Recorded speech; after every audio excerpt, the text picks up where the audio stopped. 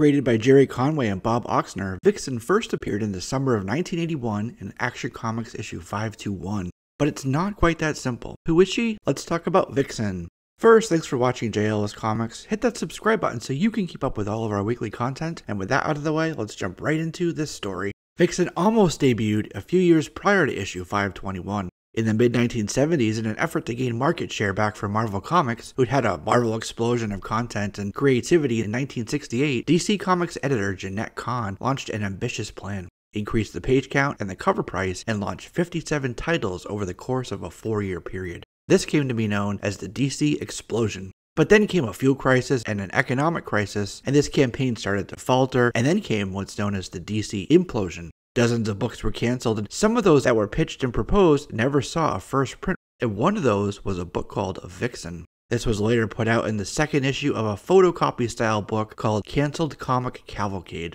Had Vixen's DC Explosion title seen print, it would have, on the heels of Eartha Kitt's Catwoman popularity, made Vixen DC Comics' first black female comic superhero. So her first supersized first issue would have had the title The Vixen is a Lady Fox, where we're introduced to Marilyn McCabe, a fashion model and business lady. In this story, mind you this would be changed a couple times, Marie was born in a small African Zambezi village to Samelo Dantagi, a leader fighting for the independence of his people. One day he was speaking at a rally when the crowd was bombed with mortars, and then dozens of jeeps swarmed the area, firing wildly into the crowd. They were led by the ruthless General Katanga Manitoba, who had the nickname the Lion of Hell. Marie's father and a reverend scooped up the young girl and carried her into the forest to safety. But Manitoba found her father and cut him down with his blade right in front of Marie. The reverend that was with them brought Marie to America to live a better life, safe from Manitoba's wrath. She was then adopted by Chuck and Patty McCabe, who took her in and brought her up. The incident was a traumatic, horrific experience for the young girl to go through, and she blocked it from her mind for 17 years.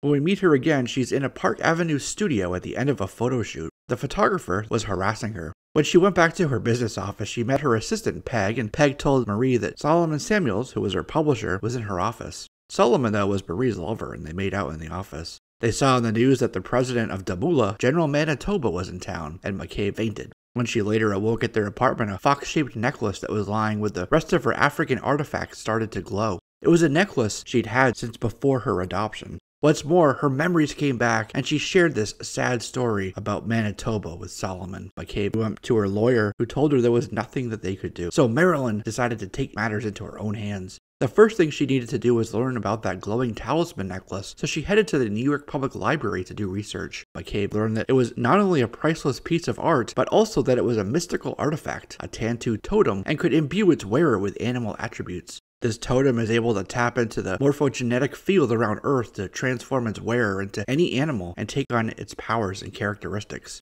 And it's called an Anansi totem because, as legend goes, it was designed by Anansi, a mythical spider god from African folklore. An ancient warrior from Ghana asked Anansi to make it for him, and he did, becoming Africa's first superhero. It was passed down through generations, winding up with McCabe. That morphogenetic field she could tap into is a life force pervasive around the universe, which in the DC universe is called the Red, which connects all animal life. Others like the green connected flora and fauna, while the rot represented decay that the red and green constantly held at bay. So you know what she did next? She went home and she performed the ritual to conjure the animal spirits. And as she danced around the fire, she called on the spirits of the lion, the fox, and the antelope. And as she was bathed in an unnatural light, she cried out, "Let vengeance be mine!" And then, exhausted, she collapsed, the fire extinguished, and she lay there in the dark, transformed. When McCabe rose again, she was no longer wholly human. She was now more alive than she'd ever been. So she put together a costume from what she had in her closet and leapt out into the New York night. McCabe danced and swung and clawed her way across to the United Nations, where she heard Manitoba saying he wanted to start a war to unify all of Africa. But the real reason he was in America was because he'd found the Reverend in New Jersey who'd taken that girl away, and he wanted to kill who he thought was the last witness to his horrific crimes many years earlier.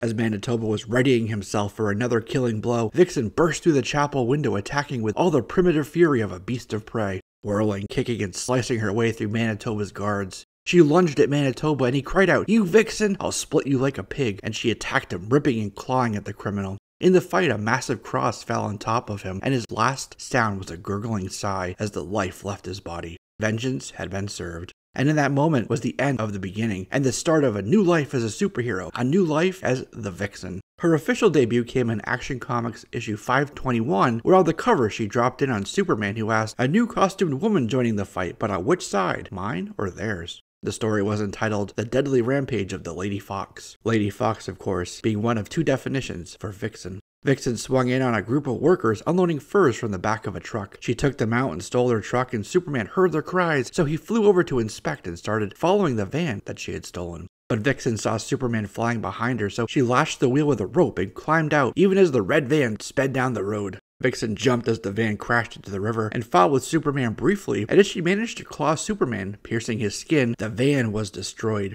Later, as Superman was investigating, he learned that some of the furs were illegal. They were the furs of protected animals. Solomon Samuels had convinced Morgan Edge, head of a TV network, to send Clark Kent and Lana Lang to New Delhi, India to investigate the poaching, which was just what he and McCabe wanted. The plan was for Marie to join them, but in disguise, so no one could trace the Lady Fox Vixen back to McCabe if for some reason she had to break out her alter ego. In New Delhi, Lena met up with their guide, but was being watched and followed by Mordecai Mule, the leader of the poaching and fur trading operation. So McCabe donned her Vixen costume and followed them as Clark Kent was also watching, and saw the Vixen leap onto the roof of Mordecai's truck. Superman flew over and scooped up Vixen, taking her into the sky for a chat. And Vixen revealed then she knew about Mordecai, and the whole thing was a ploy to get to India to expose his operation, as well as having American reporters there to document it. When she told him about her magical Tantu totem animal-based powers, he realized this is how she was able to cut his skin. One of his few weaknesses? Magic. She then fought with the portly Mordecai, who was unable to land even one blow with his cane, and so Vixen's debut comic book issue wrapped up rather nicely.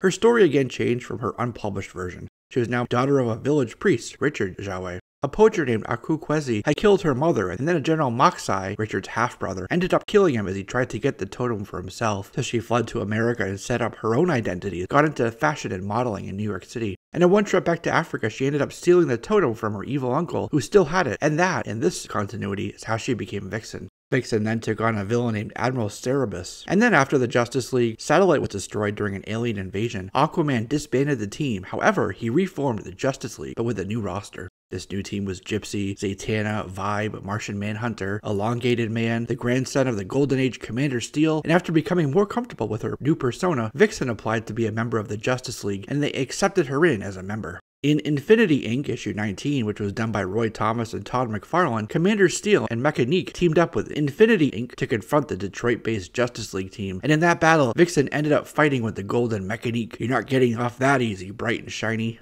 Then General Moxai showed up to try to steal the totem back from her, but in that fight, Moxai died. During Crisis on Infinite Earths, Vixen was working with Firestorm and Firehawk, having captured Tio Morrow in Wyoming. They wanted him to help try to rebuild Red Tornado up on the partially destroyed Justice League satellite in an attempt to stop the Anti-Monitor and the encroaching antimatter universe. She showed up with the League again in the Legends miniseries after Firestorm called them up to render aid to Cosmic Boy of the Future's Legion of Superheroes after he'd been knocked on his butt by the fallen angel Brimstone. And Vixen remained with the Justice League until they were disbanded following the event where Professor Evo murdered Steel and Vibe. Vixen felt guilty for their deaths, and so she went off to hunt Professor down to kill him as revenge for killing her friends. Vixen met up with Evo in his lair, avoided drinking a poison drink, and then savagely fought her way through an army of Evo androids. The androids almost overcame Vixen until Martian Manhunter burst in, but he was stopped with a flamethrower. And then Vixen decapitated Professor Evo and learned that this was yet another Evo android. The real Evo was eventually remanded to Arkham Asylum.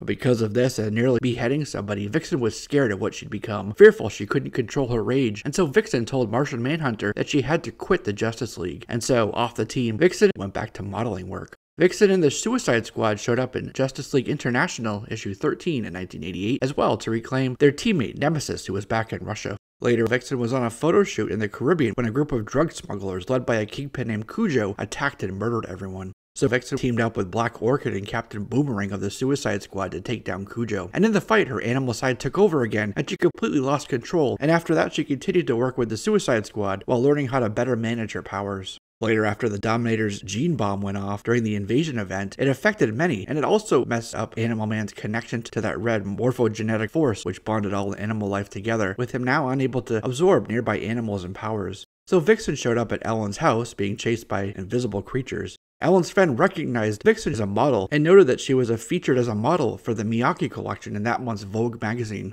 She'd come to the Animal Man because she thought they might have similar powers. Animal Man said his powers came from a crashed ship, and Vixen showed him her totem. She then revealed to him that after her uncle General Moxai died, an even more sinister guy named Hamed Ali took power, a guy that Zambezi people have dubbed He Who Never Dies. That's when the invisible aliens burst into the room again, overcame Vixen's smoke bomb, and disintegrated Animal Man to skin and bone, and then nothing but a wispy cloud of dust. But he wasn't dead. He was transported to the alien Shift, who regrafted his genes with his powers, and as Vixen sat at the foot of Mount Kilimanjaro looking forlorn, Animal Man reappeared before her, triumphant. Animal Man, his powers reinvigorated, was overwhelmed with Vixen's allure, her body, her scent, her look. He was enthralled with her beauty and her being. Hamed Ali's agent, Tabu, showed up to fight them both, overcoming them and bringing Vixen and Animal Man before Hamed, who then took away both of their powers and threatened to kill them both. But they were able to escape and reclaim Vixen's totem. So Vixen, Tabu, Animal Man, and Hamed ended up in the alien ship, and they revealed that they were agents of the creator, and then wiped Hamed Ali right out of the comic book continuity and returned Vixen and Buddy to Earth safely.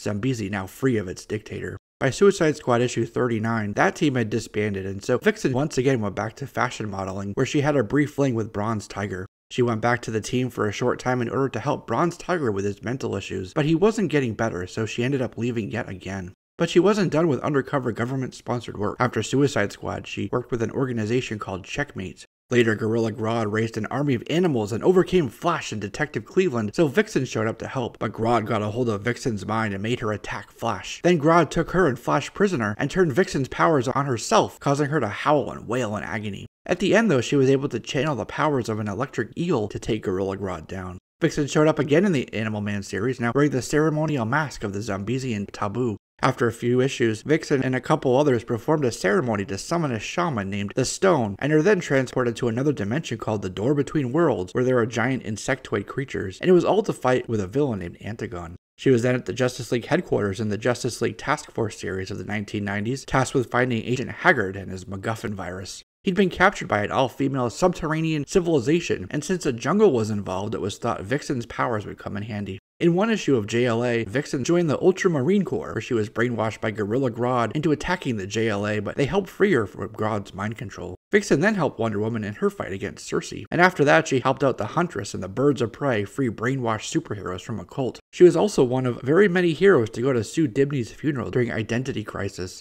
and was then hanging out with Animal Man at Oblivion Bar at the start of Day of Vengeance. And then back with the Ultramarine Corps, she came under the control once again of Gorilla Grodd during JLA Classified until the JLA returned to end it. Vixen was also one of the heroes who had to fight their way off the Auctioneer's ship in Action Comics 843. And she was with the Justice League when the Bana Amazonians attacked Washington, D.C. in 2007. Vixen hung out with Wonder Woman as Black Canary cut the ribbon to reopen a school in her 2007 Wonder Woman series. Then after a lethal female named Genocide almost killed Wonder Woman, the Justice League fought her, and this new team was now Vixen, Green Lantern, Red Tornado, Firestorm, and Black Canary. And she continued with the League through the pre-New 52 era, notably stopping Amazo. In the Trinity series, she was with Firestorm, Red Arrow, Hawkeye, Flash, Black Lightning, and Black Canary iteration of the Justice League as they battled the Purple Convict. Finally, after decades, in 2008, Vixen got her own self-titled series, this one entitled Vixen Return of the Lion, and was written by G. Willow Wilson. She was still with the Justice League at the funeral of John Jones and stayed with them afterwards as they coordinated with the Green Lanterns to figure out who killed Orion and to unravel Darkseid's plot.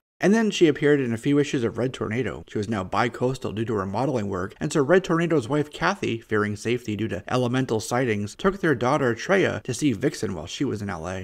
And then Vixen teamed up with Black Canary and Zatanna in New Orleans to fight an army of hyenas and get them changed back to their human form. After DC Comics' Flashpoint event rewrote the DC Universe into their New 52 world, Vixen joined Justice League International for a brief amount of time, and on one mission, Vixen was caught in an explosion and put into a coma. When she was revived and healed, she then joined Batman's Justice League team, and at the end of New 52's Batgirl series, Vixen researched Dinah Drake, aka Black Canary, and brought her back to their home where Batgirl was looking for Gladius. There's also a Vixen in DC Bombshells continuity, first appearing in 2016's DC Bombshells issue 18. In this book, we learn that she stole a dog from Hitler and adopted it, naming her pet Blondie. And in that continuity, she was in a relationship with Hawkgirl. In DC Rebirth, Vixen's origin was again changed. Instead of going back to Africa to steal the totem, her dad gave it to her to take to America to keep safe as his brother murdered him. In America, she had nothing and lived on the streets where she met a girl named Charlotte, and eventually she rose up in the fashion industry to achieve fame and success. One day while doing a talk show interview, she learned that Charlotte's mother had gone missing, so Vixen went to find her. And she found her in a cage with a bunch of other people, trapped and enslaved by the villainous Spider-Bite.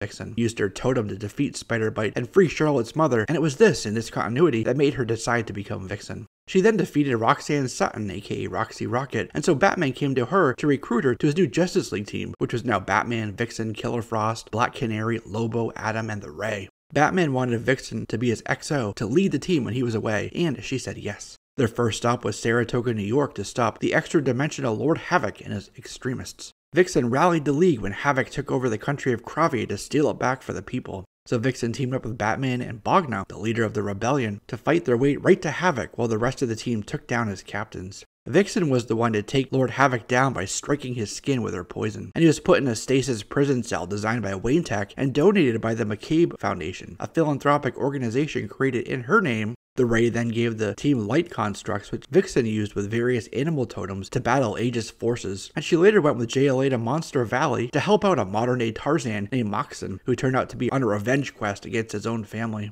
Then in the battle with King Butcher, Vixen tapped into the red to detect King Butcher's life force, but instead of that, he was a void, and with that info, they were able to defeat him. After that, Vixen traveled as far as Lima, Peru, looking for answers to the might beyond the mirror, who turned out to be the Queen of Fables. Next, Vixen fought Prometheus right in the main hall of JLA's own headquarters in Happy Harbor called the Sanctuary. It was Prometheus who revealed that Vixen was now a billionaire, one of the ways she was able to keep the McCabe Foundation working for the greater good in ways that superheroes could not. And more than that, all her powers made her nearly impossible to kill. With help from normal citizens on tour in the Sanctuary, Vixen and the JLA were able to defeat Prometheus, with Vixen striking the final blow to take him down. They then teamed up to take on the Queen of Fables, but she managed to destroy the Sanctuary and take Vixen and the JLA prisoner. So Vixen channeled a salamander totem before ripping her own hand off to free herself from her shackles, but in the fight she seemingly disintegrated with a massive explosion. But she didn't die. She had switched to a planarian flatworm and was able to reform herself from basically nothing, reshaping her body right in front of an awestruck crowd, and then donned her green and gold uniform.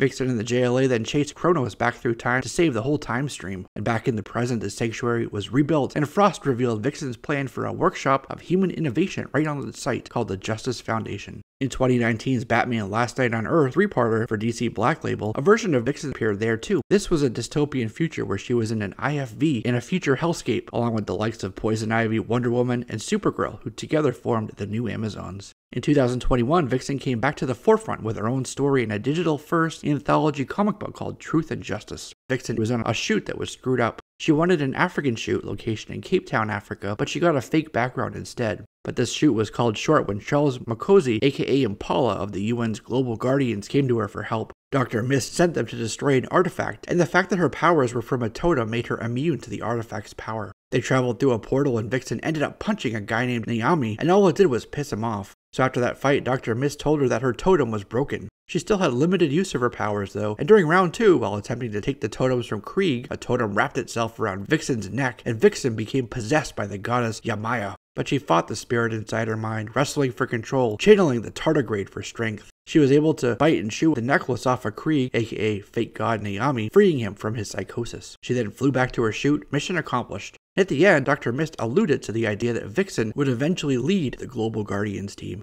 Vixen appeared in T. Franklin and Max Sarin's Harley Quinn the Animated Series Eat Bang Kill Tor comic book. She teamed up in Detroit, Michigan with Zatanna and Cyborg to fight a trash monster, a blight blob, calling itself Mephitic. She was doing a runway gig when she got word that Poison Ivy and Harley Quinn might be headed her way. They fought in an alleyway, but Ivy's pheromones combined with Vixen's animal powers, and it became pheromones for all types of animals that charged three ladies in the alley. And they called Cyborg and Zatanna for help when talking about how to deal with that Mephitic situation. And Vixen is still out there in the DC Comics universe as we move into the future, like her appearance in March 2021's DC Future State Shazam. That's not the only medium we've seen her in.